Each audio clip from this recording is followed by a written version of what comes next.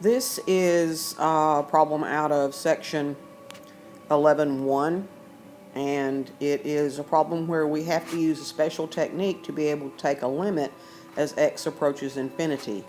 Now, you can actually investigate what this limit is as x approaches infinity by creating the table using your TI 83 or 84 calculator, and simply start out letting x be 10, then 100, then 1,000, then 10,000, then 1,000,000. If you're going to do that, when you type the expression in at y1, you need to be sure and insert parentheses around the numerator and the denominator. And you should be able to come to the same conclusion that I'm going to come to algebraically. So the way that you do this problem algebraically is you first divide every term in the numerator and denominator by the highest power of x in the denominator. And we see that the highest power of x in the denominator is x squared. So the first thing we're going to do is we're going to take 3x squared and divide it by x squared minus 3x to the fourth divided by x squared over 7x squared divided by x squared minus 3x divided by x squared minus 6. And that's also divided by x squared. And then what that's going to do for us is we're going to wind up with an equivalent expression, which is 3 minus 3x squared over 7 minus 3 over x minus 6 over x squared. And what we know from one of the problems that we investigated in this section is that if you take the limit as x approaches infinity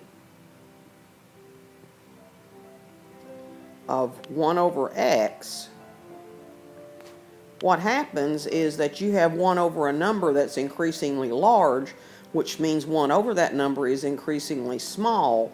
So as x approaches infinity, the value 1 over x is actually approaching 0. It never actually is 0, but it does approach 0.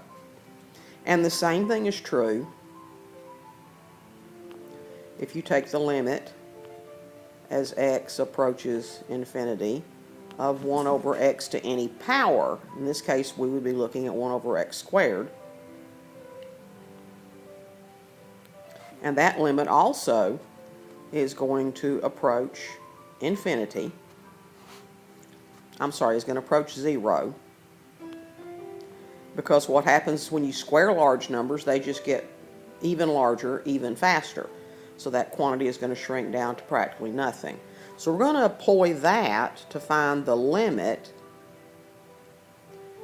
of this particular problem. So what we'll have left then is we're going to take the limit as x approaches infinity of 3 minus 3 times 1 over x squared over 7 minus 3 times 1 over x minus 6 times 1 over x squared. So here's what happens. As x approaches infinity, 3 doesn't care. 3 says, no, I'm 3, I don't care what you approach. Since 1 over x squared approaches 0 and eventually disappears, 3 times that number makes no difference. That winds up being 3 times 0, and that's going to be 0.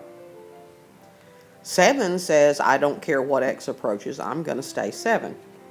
And then 3, as x approaches infinity, 1 over x approaches 0. So we're going to wind up again with 3 times 0, which is 0. And then 1 over x squared, as x approaches infinity, also approaches 0 very, very quickly. And 6 times 0 is also 0. So what we're left with is the limit as x approaches infinity for the quantity 3x squared minus 3x to the fourth divided by the quantity 7x squared minus 3x minus 6. That quantity is going to approach 3 over 7. And that's how you do any kind of problem where you have a rational expression and x approaches infinity.